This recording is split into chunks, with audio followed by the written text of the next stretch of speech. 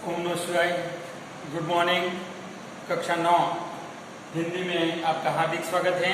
आज हम देखने जा रहे हैं चैप्टर 4 मतलब पोयम है कर्ण का जीवन दर्शन। रामधारी सिद्दीकी ने वर्णन किया है। कर्ण महाभारत का ऐसा एक कैरेक्टर जो सूर्यपुत्र के नाम से जाना जाता है। सूर्यपुत्र, दानवीर कर्ण, कुंती पुत्र कर्ण, सुत पुत्र कर्ण। वही कर्ण की बात यहाँ पर रश्मि रथी में जो रामधारी सिद्दीकी ने की है उसी का एक खंड यानी कि हिस्सा यहाँ पर हमारे सामने जीवन दर्शन के रूप में प्रस्तुत किया है। यहाँ पर कर्ण को दुर्योधन का साथ छोड़ने के लिए ढेर सारे प्रलोभन दिए जाते हैं, धन, वैभव और ढेर सारी बातें हाथी घोड़े की, पर कर्ण सबको तुच्छ मानता है। कर्ण कहता है कि नहीं, दान करना ही मेरा धर्म है और वही क्षत्रिय का ओरिजिनल धर्म है कि भाई दान करना चाहिए। अपने हाथों से दान की जो महिमा है सदा बहती रहे, वही उसने सोचा है।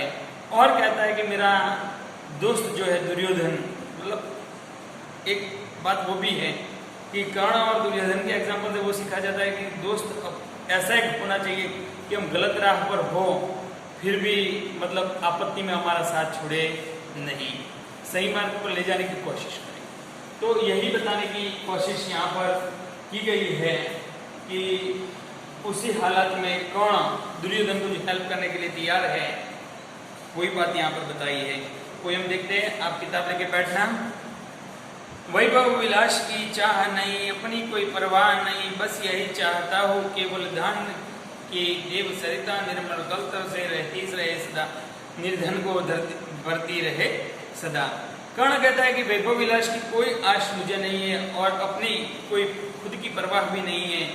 बस मैं तो यही चाहता हूँ कि मेरे हाथों से जो दान की महिमा यानी कि दान की सरिता जो बहे जा रही है मेरे करतल से, कलाई से, और निर्धन को बढ़ती रही है, वही सदा होता रहे, मेरा हाथ हर हमेशा ऊपर रहे। साथ में कृष्ण को कहता है, तुच्छ राज्य क्या है केशव, पाता क्या नर प्राप्त वर वैभव, चिंता भूत अत्यल भाष, कुछ चाकचिक्य कुछ क्षण विलास। श्री कृष्ण को कहते हुए कर्ण बोलता है कि केशव ये वैभव क्या चीज है, कुछ क्षण के लिए आनंद देता है, अल्पहास थोड़ी क्षणों के लिए खुशी देता है और चकाचौंध कर देता है, मतलब सुख सुविधा में इंसान सब कुछ भूल जाता है, अपनों की परवाह भी करता नहीं है। पर वह यही गवाना है, कुछ नहीं साथ ले जाना है, मुझसे मनुष्य जो होते हैं कंचन का भार न धोते हैं, पाते हैं धन बिखराने को, लाते रतन लुटाने को। कर्ण कहता है कि जो कुछ मिला है वो सब यहीं पे छोड़ के जाना है, कुछ साथ में ले जाना है। मन जन्म से मृत्यु पर्यंत कोई चीज अगर इंसान के साथ में आती है तो वो है कर्म। कर्म मतलब उसने जो दान में दिया वो युगों तक ऐसा ही रहेगा, मतलब मरने के बाद वही काम आएगा, धन तो यहाँ ही छूट जाएगा। और साथ में कहता है कि मेरे जैसे जो मनुष्य होते हैं वो कंचन यानी कि सोने की लालसा कभी करते नहीं है, वो रतन भी लाते हैं तो लुटाने के लिए, मतलब धन वैभव औरों के लिए है उनका। अपना जीवन, इंसान का जीवन किसी न किसी के काम आना चाहिए ताकि जीवन हमारा सफल माना जाएगा। जग से न कुछ लेते हैं, दान हृदय का देते हैं। इस दुनिया में हम आए हैं तो हमको वही सोचना है कि दुनिया के लिए हमने क्या किया, यहाँ से क्या मिला, क्या प्राप्त किया, उसकी देखभाल हमें करनी नहीं है, वो देखना ही नहीं है। हमने क्या किया वो जरूरी है, औरों के लिए क्या किया वो उसके प्रति ध्यान देना है। प्रासादों के कनकाभ शिखर होते कबूतरों है कि महलों में गरुड़ न होता है, कंचन का भार न धोता है। कर्ण अपने आप को गरुड़ मानता है, पक्षीराज गरुड़। गरुड़ पहाड़ों की फटी दीवारों में रहता है, उसे कंचन से कभी लालसा नहीं है। वो कहता है कि मैं कबूतर जैसा नहीं हूँ जो महल के कनकाभ शिखर, सोने जड़ित शिखर पर निवास करे, मैं तो फटी दरारों में रहने वाला हूँ। मतलब अपने आप को वो पक्षीराज गरुड़ के समाज गिनता है, उसे महल की कोई लालसा नहीं है। बसता है वही पहाड़ों में, शैलों की फटी दरारों में, पर्वतों की फटी दरारों में वो रहता है। पक्षीराज गरुड़ की बात की है। होकर सुख समृद्ध के अधीन मानव होता नित्य दक्षिण, सत्ता किरीट मणिमय आसन करते मनुष्य का तेज हरण। यहाँ पर बताया गया है सत्ता, संपत्ति, किरीट यानी मुकुट ये सब मनुष्य का तेज का हरण कर लेते हैं। मनुष्य अपने आप को भूल जाता है सत्ता प्राप्त करके, किस लिए उसे जन्म मिला है वो भी उसे ख्याल में रहता नहीं है। मतलब सुख के अधीन नहीं है। श्री कृष्ण का पक्का दोस्त श्रीदामा, श्रीदामा ने भगवान ने जब पूछा कि तुझे क्या चाहिए तो वो बोलता है कि मेरे को विपत्ति ही चाहिए, क्योंकि आपत्ति रहेगी तो अपने सब साथ में रहेंगे, मैं सबका ख्याल करता रहूंगा, संपत्ति आई तो हम सबको भूल जाएंगे।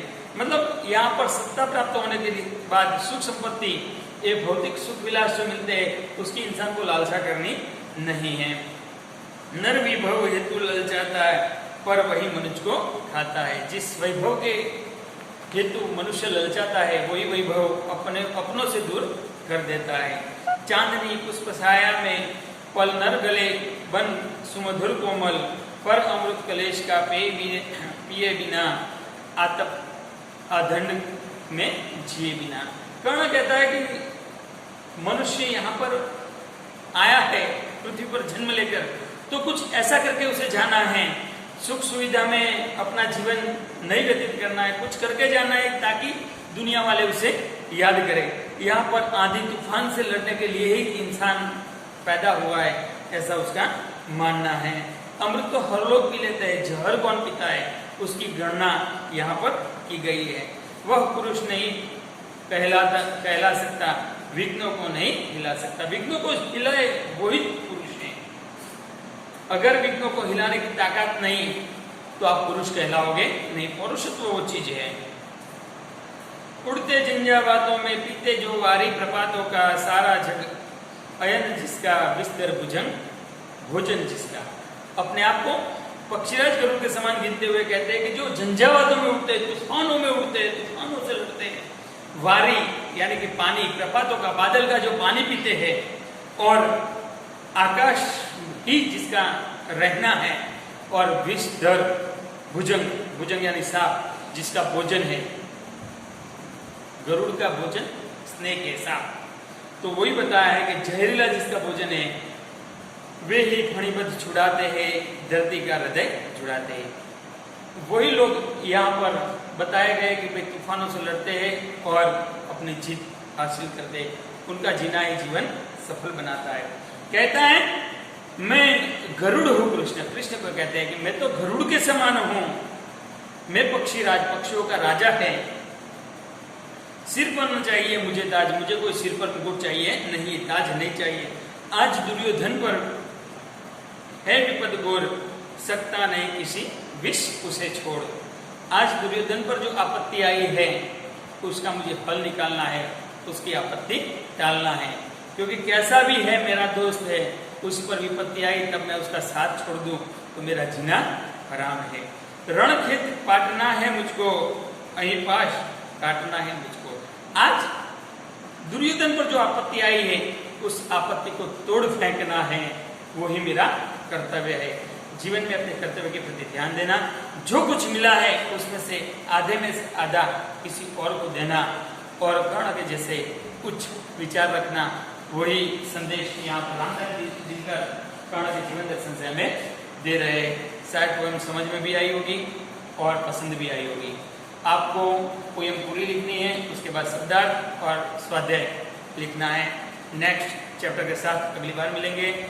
धन्यवाद।